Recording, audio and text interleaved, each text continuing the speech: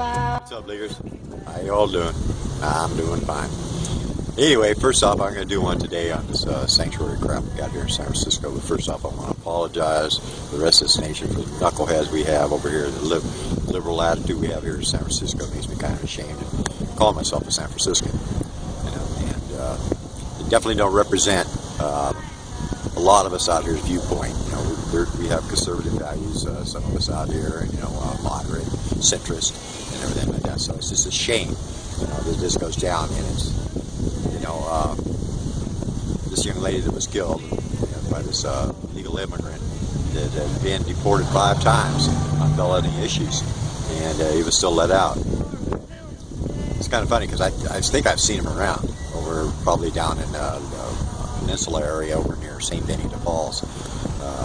This place where they hand out packed lunches and stuff, because a lot of these illegals, what they do is they use a lot of the services, homeless services, and they get meals, because they don't really have means. Anyway, we got these knuckleheads. Lee, the mayor now, and it goes back as far as I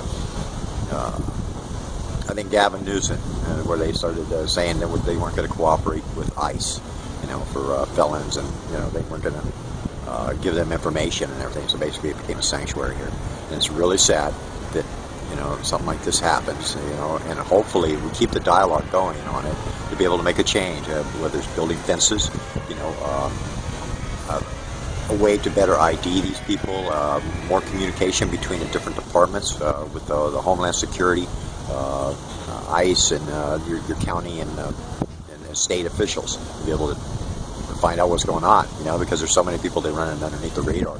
I see them all the time out here, man, and it's really, really sad. And it's coming to that point, you know, that we need to make those hard decisions and say, hey, you know what, really feel bad for you all and everything like that, but you know what, we're full, and a lot of them come over here like to have some sort of, like when I was growing up in the Central Valley, and just growing up out there, and I even picked beans and corn and different things like that when I was growing up. And there was a lot of those migrant workers, and they would come over from Mexico or where have you, and pick fruits and vegetables, and then go on home and everything. And some of them stayed around here, and they got visas or they got their citizenship, and that's all fine. You know, I mean, our country stands for openness and everything, but it comes to a point where it's gotten out of control with these things like sanctuary. People aren't being deported for being bad guys because they're infiltrating also, and with the people that want to stay here and want to contribute and trying to get better because their countries are fucked up, you know. So anyway, I thought I'd throw on this video today I put out way back when and stuff. It kind of illustrates the point, and everything. So I hope you guys like it. And again, I really feel bad for this country, you know, and you know that we have laws on the books where we're letting our officials circumvent them.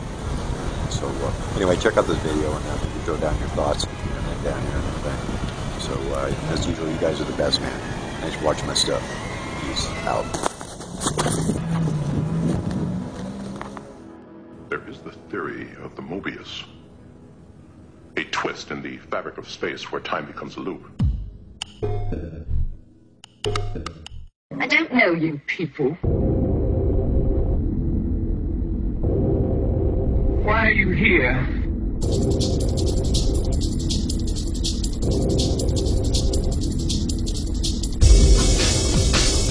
That's no good.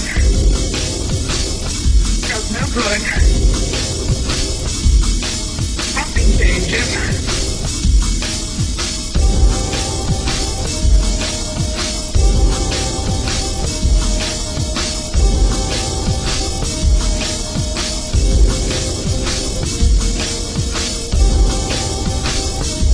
No good. That's no good. Nothing changes. Nothing. I met Dave in high school. And we, 10 years later, ran into each other, and he said, oh, I know who you are, you're Terry, and I know your brother Tom. And when I met Dave, he was in the academy, and I should have known the haircut, probably should have given it away, but I didn't know. And he called me a few days later, and it just was intense. We dated for about a year and a half, and then we got married. And That was in 1997, and I'd had a daughter prior. He took her on as his own. She was 4, and we lived a really great life. I had worked the mid-shift, which is 11 to 8 o'clock that day, and I had taken my car in to go get it fixed because I had a little fender bender, and I just remember thinking it was so beautiful outside. I mean, I just remember really thinking, wow, I haven't seen a day this pretty in so long. And I got to work, and I think the sheriff's department was trying to locate me there. And my girlfriend, who also works for the sheriff's department, came, and she just had a very sad, distant-looking face, and I think she thought I would have already known. And I threw my arms around her, but it was different. And she said, I need to talk to you.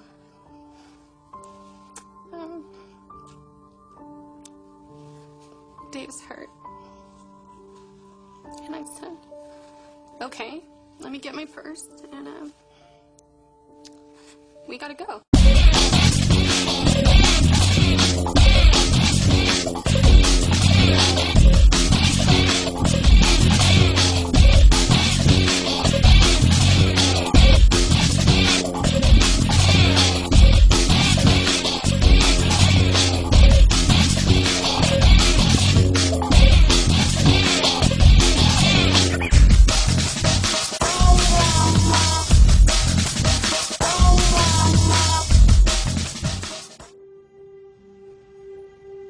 From what I understand, Dave made the traffic stop. This individual, Armando Garcia, was asked to come out of the car. They went to the back of the car. It was very loud, and as he was getting ready to pat him down, Armando Garcia had a 9mm tech weapon in the front of his pants. Produced it, shot Dave in the bicep. It went through his left shoulder, went through his arm, and then to his heart.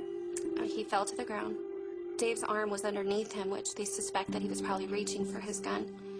And Armando executed him. Shot point blank, the deputy had no time to fire back. A Good Samaritan actually used the deputy's radio to call for help. Saddens me to announce today that a member of the Los Angeles County Sheriff's Department, Deputy David March, was shot and killed at approximately 10:39 this morning. Meanwhile, 25-year-old Armando Garcia was identified by investigators as the killer of Deputy March. He is still on the loose, and authorities say he has vowed to kill any officer who pulled him over.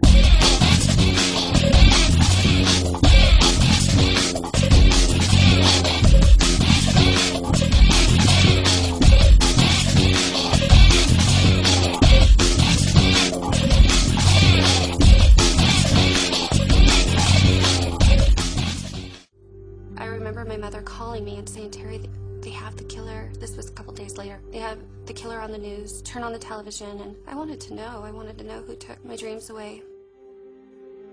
He was here illegally. He'd been deported 3 times before. He was wanted on 2 attempts of murder within 6 months of Dave's traffic stop. I learned that he vowed he'd kill any police officer that tried to take him to jail. He was just a drug dealer. His whole life is about drugs and living the life that Armando Garcia wants to live.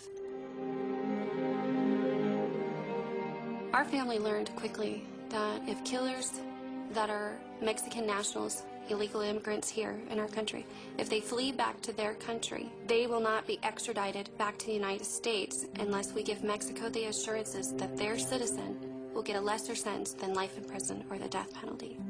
I was kind of surprised how many people this affected because the media didn't make that clear. We just thought they fled and it was just a matter of finding them. We've been doing the math down at the LA County DA's office, and there's 200 to 300 individuals who have been murdered in our county where the perpetrator has fled to Mexico.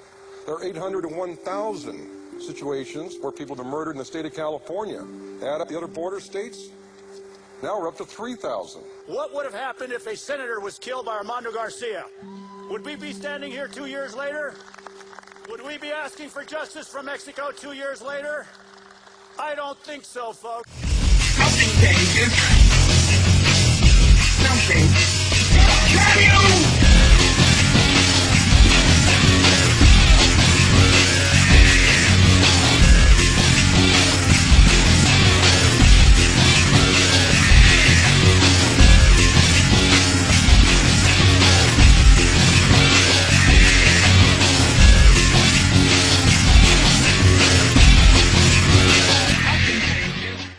We would also increase exponentially the penalties on employers who knowingly hire illegals, and in so doing, help to turn off the magnet that brings so many people from south of the border. I don't know you people.